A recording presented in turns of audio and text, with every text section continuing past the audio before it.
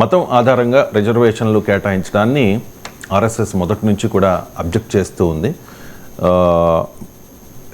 ముస్లిం quota రిజర్వేషన్లు రాజ్యాంగ విరుద్ధం అంటూ ఉన్నారు సార్ ఆర్ఎస్ఎస్ నేతలు. నిజంగా ముస్లిం కోటా రిజర్వేషన్లు రాజ్యాంగ విరుద్ధం? ఇది ఆర్ఎస్ఎస్ చెప్పడమే కాదు, రాజ్యాంగంలో చెప్పింది, కోర్టుల తీర్పు కూడా చెప్పాయి. ఆర్ఎస్ఎస్ నాయకుడు కూడా చెప్పింది, కోర్టు తీర్పులనే కోట్ చేశాడు అతను. ఆర్ఎస్ఎస్లో నెంబర్ 2 ఇది ఇష్యూ ఎందుకంటే కర్ణాటకలో ప్రభుత్వ కాంట్రాక్టులు కూడా 4% ముస్లింలకు కేటాయిస్తారు అనేటువంటి ప్రయత్నం జరుగుతుండడం వల్ల ఈ ప్రశ్న వచ్చింది. సో ఆర్ఎస్ఎస్ నాయకుడు చెప్పింది 100% కరెక్ట్. ముస్లింల్లో ఉన్న వెనుకబడిన వర్గాలకు రిజర్వేషన్ ఉంటాయి తప్ప ముస్లింలందరికీ ఉండవు. వెనుకబాటుతనం ఆధారంగా రిజర్వేషన్ ఉంటాయి, నాట్ ఫర్ రిలీజియస్ ఐడెంటిటీ. రాజ్యాంగం ఏం చెప్తుంది అంటే ఆర్టికల్ 16(4) ఏదైనా ఒక వర్గం వెనుకబడిన వర్గంగా ఉంటే ఆ వర్గ అభ్యున్నతికి ప్రభుత్వము అఫర్మేటివ్ యాక్షన్ అంటే అవసరమైన చర్యలు తీసుకోవాలి అని చెప్తోంది. సో అంటే ఏ పౌరుడైనా ఈ పలానా మతం వారని ఎక్కడ లేదు, కులం ఆధారంగా రిజర్వేషన్ ఇవ్వమని కూడా ఎక్కడా లేదు. బ్యాక్వర్డ్ క్లాస్ అన్నారు దాన్ని, బ్యాక్వర్డ్ కాస్ట్ అనలే. రాజ్యాంగ పరిభాషలో బ్యాక్వర్డ్ క్లాస్ అంటే ఎస్సీ అవుతారు, ఎస్టీ అవుతారు, బీసీ అవుతారు, ఈవెన్ ఫిజికలీ ఛాలెంజ్ అందరూ కూడా బ్యాక్వర్డ్ క్లాసే. Backward class does not refer to the caste. Supreme court అనేక తీర్పుల్లో ఈ చర్చ జరిగింది. కాస్ట్ ఆధారమా, క్లాస్ అంటే ఏంటి, కాస్ట్ అంటే ఏంటని. అప్పుడు సుప్రీంకోర్టు ఫైనల్గా ఇచ్చినటువంటి జురిస్ప్రుడెన్స్ ఏంటి, రిజర్వేషన్ జురిస్ప్రుడెన్స్ ఏం చెప్తుంది అంటే caste may be the convenient starting point for reservation but it cannot be the sole criteria అని సుప్రీంకోర్టు తీర్పుల సారాంశం. 4+4 ఆఫర్. మొదటిసారిగా కంట్రీ డిలైట్ పాలని 4 రోజులు ఆర్డర్ చేసిన వాళ్ళకి మరో 4 రోజులు ఫ్రీ. ఇంకెందుకు ఆలస్యం, యాప్ని డౌన్లోడ్ చేసుకోండి. Download the country delight app now.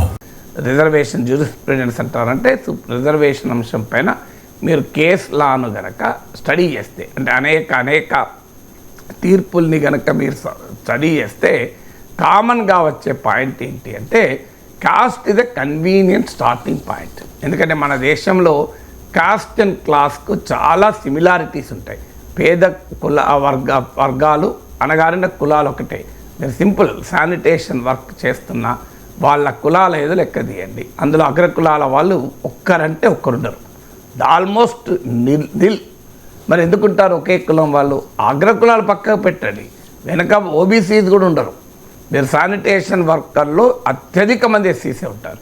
ఎందుకుంటారు? Municipal స్వీపర్ల కులాలు తీయండి, మీరు అత్యధిక మంది పాపం ఎస్సీస్ ఉంటారు, లేదంటే మోస్ట్ బ్యాక్వర్డ్ కాస్ట్ ఉంటారు. మీరు ఒక మలక్పేట్లో ఇవి ఉన్నాయి, రైస్ మిల్స్ ఉన్నాయి. ఆ రైస్ మిల్ల ఓనర్లు ఎవరు, రైస్ మిల్ల పనిచేసే అమాలీలు ఎవరు లెక్క తీయండి. ఖచ్చితంగా చెప్పగలను, ఓనర్లు అగ్రకులాల వాళ్ళు ఉంటారు, అమాలీలు ఎక్కువ మంది. ఎవరన్నా ఒకరు బీసీ కులానికి చెందిన వాళ్ళు, ఎస్సీ కులానికి చెందిన ఓనర్ ఉండొచ్చు. హమాలీల్లో అత్యధికులు అణగారిన కులాలు ఉంటారు. సో ఈ 3 ఉదాహరణలు మీరు సింపుల్. రైస్ మిల్లులో ఓనర్లు ఎవరు, అందులో పనిచేసే వాళ్ళు. ఎందుకు మీరు జూబ్లీ హిల్స్లో ఉన్న హోటళ్ళు తీయండి, రెస్టారెంట్లు తీయండి, అందులో ఓనర్లు ఎవరు, పనిచేసే వాళ్ళు ఎవరు లెక్క తీయండి. క్లియర్గా మనకు కాస్ట్ డిఫరెన్స్ ఉంటుంది. అందువల్ల ఒక ఎస్సీ సంపన్నుడు కూడా మా రెస్టారెంట్ ఉంటూ ఉండొచ్చు, లేదని అంటలేదు. మెజారిటీ ఏంటి, మీరు జనాభాలో వారి వాటాను సో ఆధారంగా మీరు కంపేర్ చేయండి. ఆ ప్రాపర్టీ క్లాసెస్ డెఫినెట్గా అప్పర్ కాస్ట్ ఉంటాయి. అయితే కాస్ట్ అండ్ క్లాస్ ఓవర్లాప్ కూడా అవుతుంది. అంటే అగ్రకులాల్లో చాలామంది పేదలు ఉన్నారు. ఈవెన్ ఒక ఎస్సీ చెందిన రెస్టారెంట్ ఓనర్ ఉండొచ్చు, ఒక అగ్రకులానికి చెందిన వారు అందులో వెయిటర్గా పనిచేయచ్చు. అవి కూడా ఉన్నాయి వాస్తవం. అందువల్ల మన దేశంలో కాస్ట్ క్లాసు సిమిలర్ కాదు, ఓవర్లాప్ అవుతుంది. కానీ అదే సమయంలో to great extent caste class similarity ఉంది. అందుకే సుప్రీంకోర్టు ఏం చెప్పిందంటే caste is a convenient starting point for deciding the backwardness. కానీ caste alone is not the point. ఇప్పుడు ఒక అగ్రకులం, ఒక అనగారిన కులంలో పుట్టి ఆ కుటుంబంలో 3 జనరేషన్లు ఐఏఎస్లు రిజర్వేషన్ తీసుకున్న తర్వాత కూడా ఇంకా దాని బ్యాక్వర్డ్ క్లాస్ అందామా? ఈ డిబేట్ నడుస్తుంది ఆల్రెడీ. అందువల్ల అందుకే మీకు ఒక జడ్జిమెంట్లో సుప్రీంకోర్టు రామ్ సింగ్ కేసు అనుకుంటాను, మీకు మీకు ఈ జాట్స్ కేసు అంటారు, అందులో సుప్రీంకోర్టు ఒక మాట కూడా ఉంది, ట్రాన్స్జెండర్లను ఉదహరిస్తూ ట్రాన్స్జెండర్స్ ఏ కులమైతేంది తీవ్రమైన వివక్ష గురవుతున్నారు. సో ఇలాంటి వారికి ఉండాలి కదా రిజర్వేషన్లో రైజ్ చేసింది. అంటే క్రియేటివ్ ఇంటర్ప్రిటేషన్ ఉండాలి బ్యాక్వర్డ్ క్లాస్ అన్నదానికి. సో అందువల్ల మన దేశంలో వెనకబాటుతనం ఆధారంగా రిజర్వేషన్లు ఇస్తారు, కులం కాదు మతం కాదు. సో కులము వెనకబాటుతనంలో సిగ్నిఫికెంట్ సిమిలారిటీ ఉంది కనుక కులం కన్వీనియంట్ స్టార్టింగ్ పాయింట్ అయింది, అంతే తప్ప that is not the sole criteria. అందుకే జాట్ రిజర్వేషన్ల విషయంలో తీర్పు చెప్తూ ఒక కమ్యూనిటీ రాజకీయంగా తనకున్న పలుకుబడి ఉపయోగించుకొని తనకు తానుగా వెనుకబడిన వర్గంగా ప్రకటించుకుంటే అది అంగీకరించబడదు అని చెప్పింది జాట్స్. ఒక పొలిటికల్ ఇన్ఫ్లుయెన్స్ ఉంది కదా అని నేను బ్యాక్వర్డ్ క్లాస్ అంటే సరిపోదు అని. సో అందువల్ల బ్యాక్వర్డ్ క్లాస్కు డెఫినేషన్ ఏంటంటే కులం మతం ఆధారం కాదు, కనీసం కులమన్నా కన్వీనియంట్ స్టార్టింగ్ పాయింట్ కానీ మతం కాదు. ఎక్కడా మతం ఆధారంగా రిజర్వేషన్ అనేది రాజ్యాంగం ఎట్టి పరిస్థితులు అంగీకరించదు. అందువల్ల ఆర్ఎస్ఎస్ నాయకుడు చెప్పింది 100% నిజం. ఆర్ఎస్ఎస్ చెప్పింది కదా ముస్లింల గురించి కదా అని మనం కాదని అనలేము. అందువల్ల అయితే అదే సమయంలో మతం ఆధారంగా రిజర్వేషన్లను తిరస్కరించవచ్చా ఈ వాదన. ఎందుకంటే కులం అనేది హిందూ మతంలో ఉంది, కులం ఇస్లాంలో లేదు, కులం క్రిస్టియానిటీలో లేదు కనుక మరి కులమే లేని ఇస్లాంలో ముస్లింలకు రిజర్వేషన్లు ఎట్లు ఇస్తారని క్వశ్చన్. ఈ ప్రశ్న అడిగేవారు మర్చిపోతున్నది ఏంటంటే కులం ఆధారంగా రిజర్వేషన్లు ఉన్నాయనుకుని వాళ్ళు మాట్లాడుతున్నారు. కులం ఆధారంగా ఇండియన్ కాన్స్టిట్యూషన్ రిజర్వేషన్ ఇవ్వదు. అందుకే నేను ఇంత వివరంగా చెప్పాల్సి వచ్చింది. Cost is only the convenient starting point, it is not the cost, it is the class, backward class. మీకు బ్యాక్వర్డ్ క్లాసెస్లో ఎస్సీస్ ఎస్టీస్ కూడా వస్తారు రాజ్యాంగ పరిభాషలో. అందుకే బీసీలకు రిజర్వేషన్లు ఇచ్చినప్పుడు ఏమన్నారు, ఓబీసీస్ అన్నారు, అదర్ బ్యాక్వర్డ్ క్లాసెస్ అన్నారు. మరి చాలామందికి డౌట్ రావాలి బీసీ ఏంటి ఓబీసీ ఏంటి అని. అదర్ ఎందుకు వచ్చిందంటే అదర్ దెన్ ఎస్సీస్ అండ్ ఎస్టీస్ అని. ఎస్సీస్ ఆల్రెడీ రిజర్వేషన్లు పొందుతున్నారు కనుక అదర్ బ్యాక్వర్డ్ క్లాసెస్ అనే పదం వచ్చింది. అందువల్ల కాస్ట్ అనేది ప్రాతిపదికగా భావించి హిందూ మతంలో కాస్ట్ ఉంది, ఇస్లాంలో కాస్ట్ లేదు కనుక ముస్లింలకు ఎలా ఇస్తారు అని వాదన ఉన్నది. అది కరెక్ట్ కాదు. అందుకే ఆర్ఎస్ఎస్ నాయకులు అది కూడా చెప్పాడు. అప్రిషియేట్ చేయాల్సింది ఏంటంటే ముస్లింల్లో ఉన్న వెనకబడిన వాళ్ళకి ఇవ్వచ్చు అన్నాడు. That is a good point. BJP నాయకులు ఒప్పుకోరికైనా ఆర్ఎస్ఎస్ నాయకులు అంగీకరించాడు. అంటే ఉదాహరణకు మీరు ఒక రజక వృత్తి చేసుకునేవా అతను ఉన్నాడు, సో అతను గుడికి పోతే రిజర్వేషన్ ఇస్తావు, అతను మసీదుకి పోతే రిజర్వేషన్ ఇవ్వనంటే ఎట్లా? ఓ చేపలు పట్టుకునే వ్యక్తి ఉన్నాడు, కుటుంబం ఉంది, అతను మసీదుకి పోతే రిజర్వేషన్ ఉండదు, గుడికి పోతే రిజర్వేషన్ ఉంటుంది అంటే ఒకవైపు ఏమో భారత రాజ్యాంగం ఏ మతాన్నైనా విశ్వసించి ఆచరించి ప్రచారం చేసుకుని హక్కిస్తుంది. Freedom to profess, practice and preach religion is a fundamental right. అంటే ఒక ఫండమెంటల్ రైట్ను నువ్వు కాదనగలవా? అందువల్ల ఒక రాజ్యాంగం ఇచ్చే ఒక సదుపాయాన్ని వెసులుబాటు ఇస్తున్నందుకు ఒక ప్రాథమిక హక్కునే నేను కాల రాస్తా అంటే అది రాజ్యాంగం అంగీకరించదు. అందుకే మతం ఆధారంగా రిజర్వేషన్లు ఉండవు, మతం వల్లనే రిజర్వేషన్లు కోల్పోరు.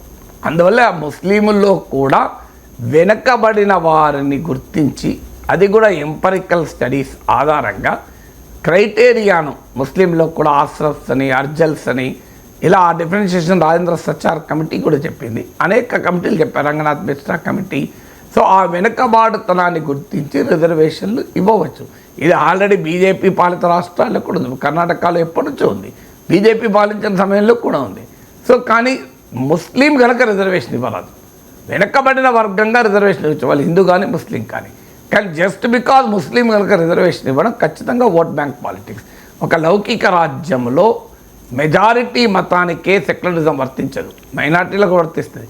మన దేశంలో సెక్యులరిజం పేరిట జరిగిన పొరపాటు ఏంటంటే మెజారిటీ కమ్యూనిటీకేమో సెక్యులరిజం చెప్తారు, మైనారిటీస్ విషయానికి వచ్చేటప్పుడేమో ఓట్ బ్యాంక్ రాజకీయాలు చెప్తారు, ముస్లిం అపీజ్మెంట్ పాలిటిక్స్ నడుపుతారు. బీజేపీ బలపడటానికి కూడా అదే కారణమైంది.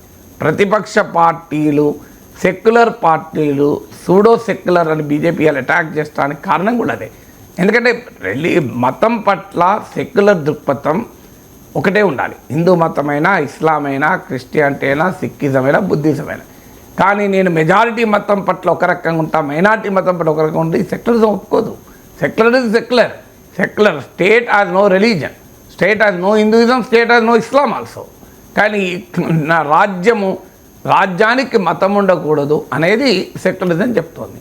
రాజ్యానికి మతం ఉండకూడదు అన్నప్పుడు మతం ఆధారిత రిజర్వేషన్లు ఎట్లుంటాయి? అది ఇంకొకటి ప్రాక్టికల్గా కూడా ఇది మంచిది కాదు. మీకు ఇది మైనారిటీలకు కూడా వ్యతిరేకం. ఓట్ల కొరకు రాజకీయాలు చేయొచ్చేమో కానీ మైనారిటీలకు కూడా వ్యతిరేకం. ఎందుకు వ్యతిరేకం అంటే మెజారిటీ ప్రజల్లో మైనారిటీ వ్యతిరేకతను పెంచుతుంది. ఏ సమాజంలోనైనా మెజారిటీ ప్రజల ఆగ్రహానికి గురైన మైనారిటీ శాంతియుతంగా ఉండలేదు. అందువల్ల మెజారిటీ ప్రజల వ్యతిరేకతను పెంచడం కూడా మైనారిటీలకు శ్రేయస్కరం కాదు. ఆ రెండవ కారణం. మూడవ కారణం పొలిటికల్గా కూడా సెక్యులర్ పార్టీస్కి ఉపయోగపడుతుందా? ఇది కూడా అమాయకత్వం తెలిపేది. జరిగింది అదే. మీకు 10-15%, 20%. ఇప్పుడు బెంగాల్లో ముస్లింలు 20%, తెలంగాణలో 14%. సో ఇలా 10 నుంచి 20%గా ఉన్న ముస్లింలను కొన్ని కాన్స్టిట్యూన్సీలో 30%, 40% ముస్లిం ఓట్ను ఆధారంగా చేసుకొని అఖిలేష్ యాదవ్లు, మీరు లాలూ యాదవ్లు, మమతా బెనర్జీలు రాజకీయం చేస్తే మెజారిటీ ప్రజల ఆధారంగా తీసుకొని నరేంద్ర మోడీ రాజకీయం చేస్తున్నాడు. అంటే మతం ఆధారంగా అసదుద్దీన్ ఓవైసీ ఎంపీ అయి, తమ్ముడు ఎమ్మెల్యే అయి, ఓల్డ్ సిటీలో 7 ఎమ్మెల్యేలు పొంది, కార్పొరేషన్లు సగం కార్పొరేటర్లు పొంది నువ్వు రాజకీయం చేస్తుంటే అది సెక్యులరిజం అవుతుంది. హిందువుల ఆధారంగా రాజకీయం చేస్తే అది కమ్యూనలిజం అవుతుందా? సెక్యులర్ పార్టీస్కి ప్రశ్న వేయాలి.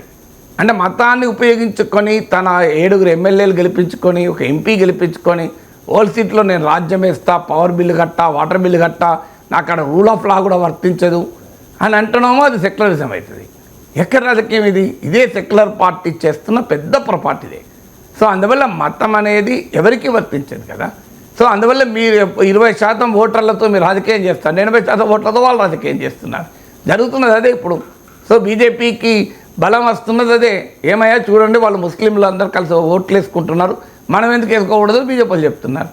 కానీ హిందువులకు మనం సెక్యులరిజం చెప్తున్నాం, ముస్లింలకు కూడా సెక్యులరిజం చెప్పాలి. అయ్యా మీరు కమ్యూనల్ పార్టీస్కి ఓట్లు వేసినంత కాలం మీరు ముస్లిం ఆధారంగా ఐడెంటిటీ రాజకీయం నడిపితే ఆటోమేటిక్గా హిందూ ఐడెంటిటీ రాజకీయం జస్ట్ లెజిటిమైజ్ అవుతుంది కదా. అందువల్ల ముస్లిం రిజర్వేషన్లు పొలిటికల్గా చూసినా బీజేపీకి అల్టిమేట్గా బెనిఫిట్ అవుతుంది. ఎందుకంటే counter mobilization of majority voters చేయవచ్చు.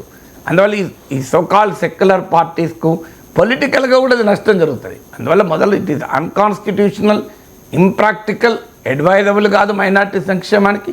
పొలిటికల్లీ కూడా సోకాల్ సెక్యులర్ పార్టీ సూసైడల్గా మారుతుంది.